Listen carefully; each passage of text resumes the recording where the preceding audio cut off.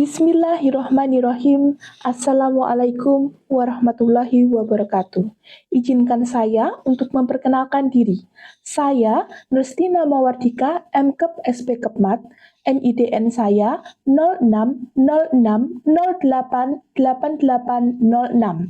Saya adalah seorang dosen, bidang saya adalah keperawatan maternitas, program studi S1 Keperawatan Fakultas Kesehatan di Universitas Ngudi Waluyo.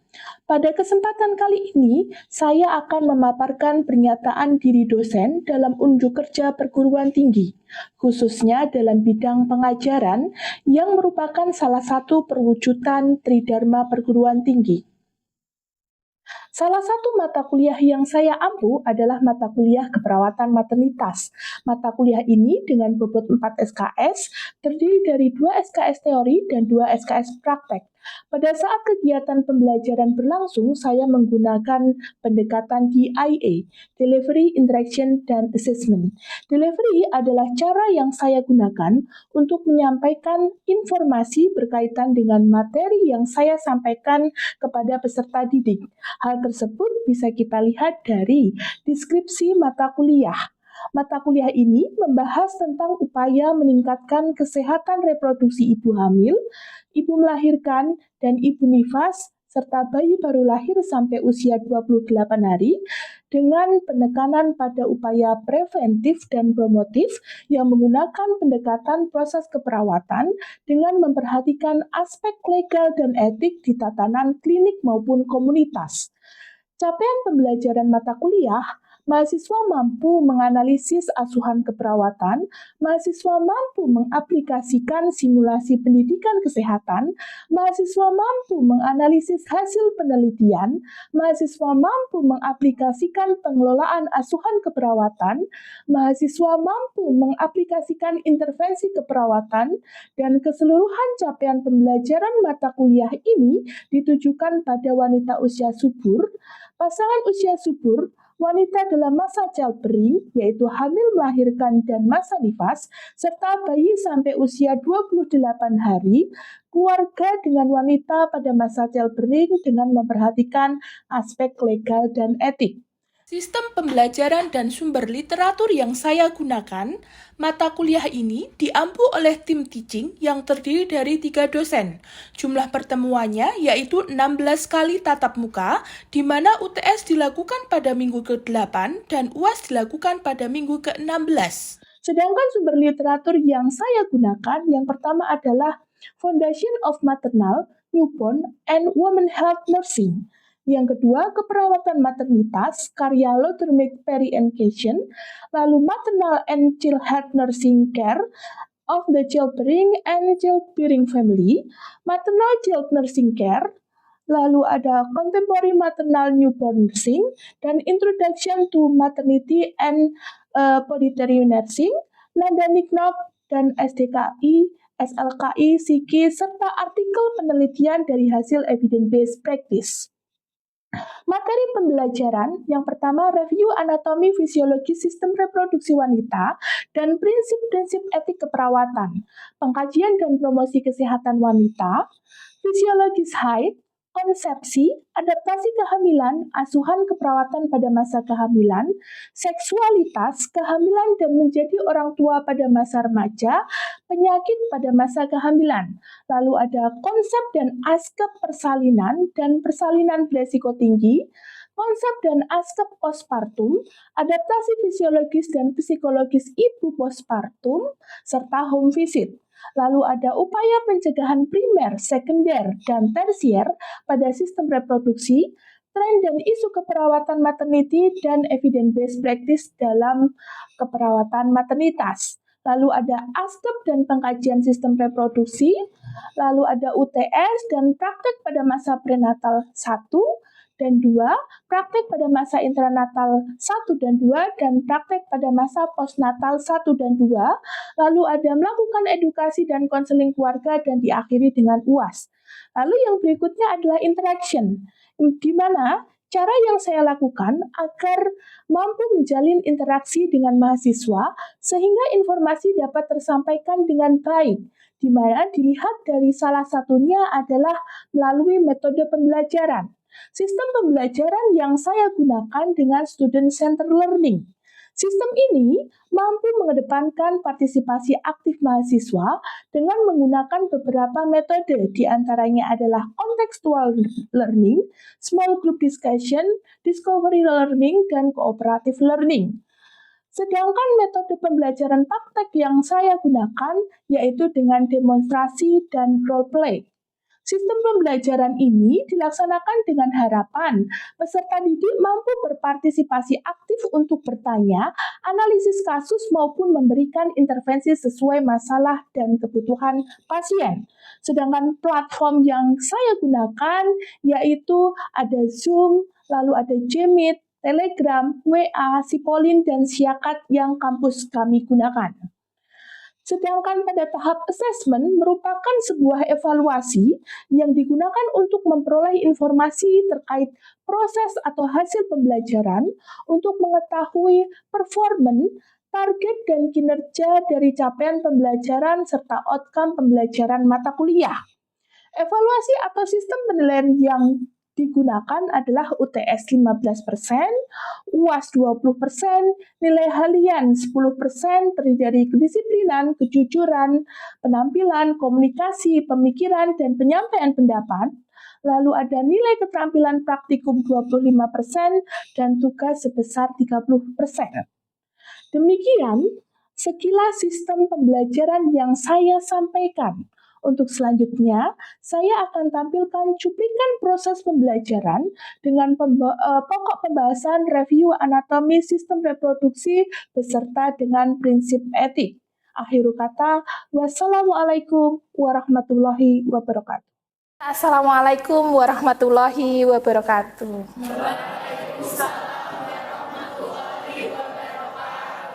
Apa kabar semuanya?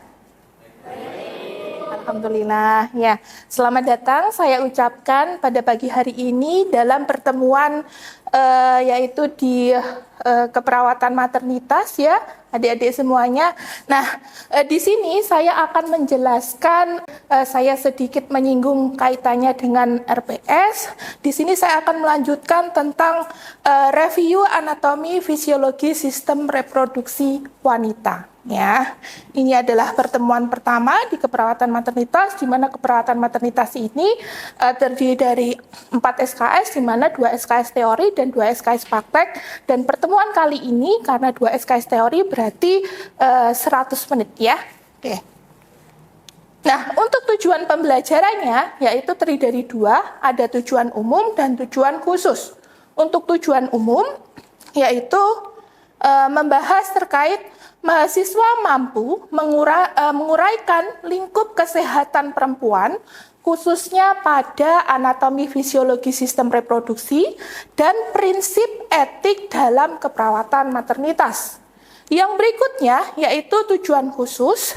Yang pertama adalah mahasiswa mampu menjelaskan terkait ya, atau nomor 1, sistem reproduksi wanita eksternal atau bagian luar, lalu yang bagian dalam atau sistem reproduksi wanita internal, lalu fungsi anatomi fisiologi dari sistem reproduksi wanita itu sendiri, dan yang terakhir adalah kaitannya dengan prinsip etik dalam keperawatan maternitas. Nah, untuk cakupan materinya ya secara garis besar terdiri dari 4 ya. Yang pertama ada organ reproduksi wanita eksternal, lalu ada organ reproduksi wanita internal, fungsi anatomi fisiologi sistem reproduksi, dan yang terakhir adalah prinsip etik dalam keperawatan maternitas.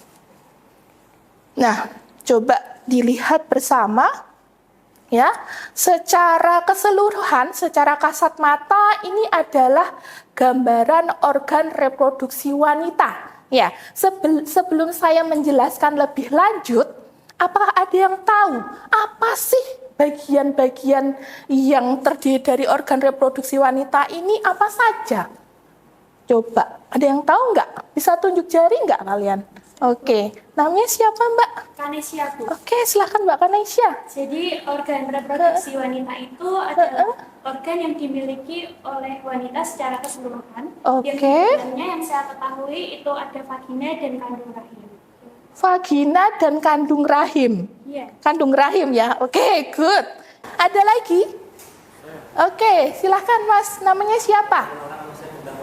Oke, Mas Bintang. Menurut Mas Bintang apa Mas Bintang? Seperti yang dijelaskan Mbak Kanes tadi mengenai reproduksi wanita itu, sebenarnya itu kan satu vagina, tapi di vagina itu ada beberapa bagian. Oke. Yang saya ketahui seperti bagian luar kayak pubis, klitoris, Oke. labia mayora, labia minora, introitus, Introitus. Oke, uretra. Oke.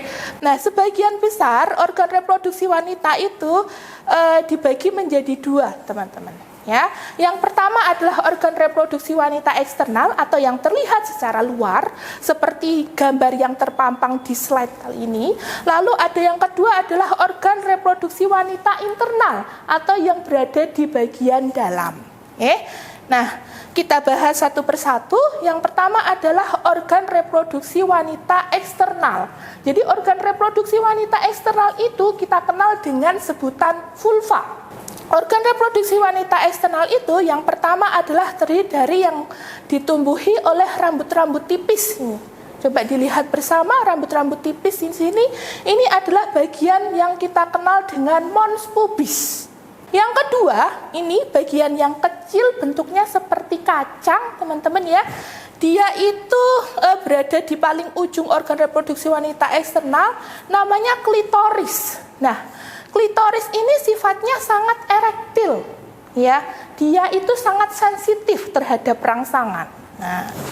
Nah, lalu yang berikutnya ada yang bentuknya seperti bibir. Ya, bibirnya ada dua, ada yang besar dan ada yang kecil. Jika yang besar ini disebut dengan labia mayora. Lalu yang kecil ini dikenal dengan labia minora. Lalu yang berikutnya ada lubang yang besar. Ingat, di wanita itu lubangnya ada 3. Satu di paling atas, yang kecil ini, lalu ada yang besar dan yang paling kecil di bagian paling bawah. Ya. Nah, di bagian paling atas ini, ini disebut dengan orifisium uretra externa atau sebagai lubang pipis. Selanjutnya yang bagian lebih besar itu adalah introitus vagina. Kenapa disebut introitus vagina? Karena dia adalah pintu masuk ke dalam vagina. Nah, lalu di introitus vagina ini adalah sebagai pintu masuk organ reproduksi pria ketika melakukan kopulasi. Nah, yang terakhir ini batas antara vagina dengan bagian yang lubang paling bawah, ini ada batas seperti daging, ini disebut dengan perineum, ya. Nah, perineum ini fungsinya adalah digunakan untuk insisi, ya, insisi atau pemotongan pada bagian perineum dengan tujuan untuk memperlebar jalan lahir. Yang terakhir adalah anus. Nah, anus ini adalah lubang pengeluaran. Namun, anus ini tidak masuk ke dalam organ reproduksi wanita, tetapi masuknya ke dalam saluran pencernaan. Sampai sini, ada yang ingin bertanya? Oke, ya, monggo. Siapa namanya, Mas? Saya Ricky Nathanael. Izin bertanya, Bu. Mas Nathanael. Ricky. Oke. Ya, tadi kan dijelaskan bahwa klitoris itu kan bagian eksternal yang kecilnya ukurannya itu sebesar biji kacang. Nah, sebenarnya itu bisa dilihat dengan kasat mata nggak sih, Bu? Oke, klitoris ya, Mas. Ya, Oke, kita lihat ya bareng-bareng ya. Klitoris ya. Klitoris tuh ini ya, sebiji kacang seperti ini ya. Ya, ketika kita lihat di tampilan awal ya, ketika kita lihat yang namanya klitoris ini tidak akan terlihat, Mas, walaupun istilahnya dia masuk ke dalam organ reproduksi wanita eksternal. Kenapa tidak terlihat? Karena klitoris ini memang berada di luar, tetapi dia akan tertutupi oleh labia, oleh bibir yang paling luar. karena strukturnya ini besar, makanya namanya labia mayora. Nah, di sini dia akan menutupi baik itu labia minora, lalu ada klitoris, orifisium uretra, introitus vagina pun tidak akan terlihat karena strukturnya dia tertutupi oleh labia mayora. Bisa dipahami, Mas Nathanael? Oke. Yang selanjutnya adalah organ reproduksi wanita internal atau organ reproduksi wanita yang berada pada bagian dalam. Ya, internal itu dalam. Di sini ada yang kita kenal dengan vagina. Kalau tadi ada pintu masuknya namanya introitus vagina, yang sekarang vagina, gitu ya. Lalu yang kedua ada serviks atau leher rahim. Lalu ada uterus atau rongga rahim. Lalu ada tuba falopi atau saluran telur, dan yang terakhir ada ovarium. Coba kita lihat satu-satu. Vagina, ya. Vagina ini adalah bagian setelah pintu masuk ini, ya. Pintu masuk ini kan disebut vulva. Tadi vulva itu apa? Tadi vulva itu adalah nama lain dari organ reproduksi wanita eksternal, betul. Nah, setelah vulva masuk ke dalam bagian yang lebih dalam namanya adalah vagina. Nah, vagina ini sebagai tempat kopulasi, ya. Nah, setelah ketemu vagina, di ujungnya ini ada yang kita kenal dengan serviks. Jadi, di ujung pintu masuk yang warnanya hitam ini adalah serviks atau leher rahim.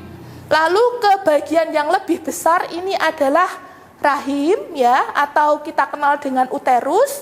Lalu yang bentuknya seperti tangan ini ada yang ke kanan dan ke kiri, ini adalah tuba falopi. Lalu yang terakhir ada ovarium, ya. Ovarium ini ada dua bagian, ya, seperti telur atau sering kita kenal dengan indung telur. Kenapa kok disebut dengan indung telur? Karena dia itu fungsinya adalah memproduksi sel telur, makanya disebut dengan indung telur. Prinsip etik, ya, ini adalah memang prinsip etik ini penting untuk kita bicarakan karena melindungi kita juga sebagai perawat dalam memberikan asuhan keperawatan. Namun sebelum menuju ke prinsip etik, apakah ada yang ingin ditanyakan? Saya, Bu. Oke, monggo, Mbak. Siapa? Mbak Anissa, monggo. Ibu, saya ingin bertanya. Iya. Kalau misal perempuan sudah ini melakukan operasi tubektomi, apakah masih bisa menstruasi, Bu? Masih bisa? Oke, betul, masih bisa, ya. Kenapa kok masih bisa? Coba kita lihat, ya. Struktur dari tuba falopi itu kan bentuknya seperti lengan, ya, lengan manusia. Ketika dipotong atau diikat, ya, bagian ini ketika dipotong atau diikat, nantinya memang istilahnya yang namanya ovum atau sel telur yang diproduksi dia tidak akan bisa luruh, ya. Katanya kalau misalkan dibuahi oleh sperma nanti dia akan berkembang dan menempel di bagian endometrium. Tetapi kalau misalkan dipotong pasti kan nggak akan ketemu, gitu kan? Terus larinya kemana? Dia akan disekresi oleh tubuh. Pembahasan kali ini baik itu organ reproduksi wanita bagian luar atau eksternal, lalu organ reproduksi wanita bagian dalam atau internal. Kenapa kok penting untuk kita pelajari? Karena ini adalah sebagai basic, sebagai dasar, ya, sebagai basic terkait pembahasan selanjutnya yang kaitannya dengan ilmu keperawatan maternitas. Jadi ketika kita mempelajari secara lebih lanjut, kita tahu bahwa bagian yang mana sih yang bermasalah, bagian yang mana sih istilahnya yang berfungsi, lalu kita memberikan intervensi atau implementasi apa, sehingga intervensi dan implementasi yang kita berikan itu tepat guna dan tepat sasaran. Kita akan mempelajari terkait prinsip-prinsip etika keperawatan maternitas. Nah, prinsip-prinsip etika keperawatan maternitas ini ada banyak, ya.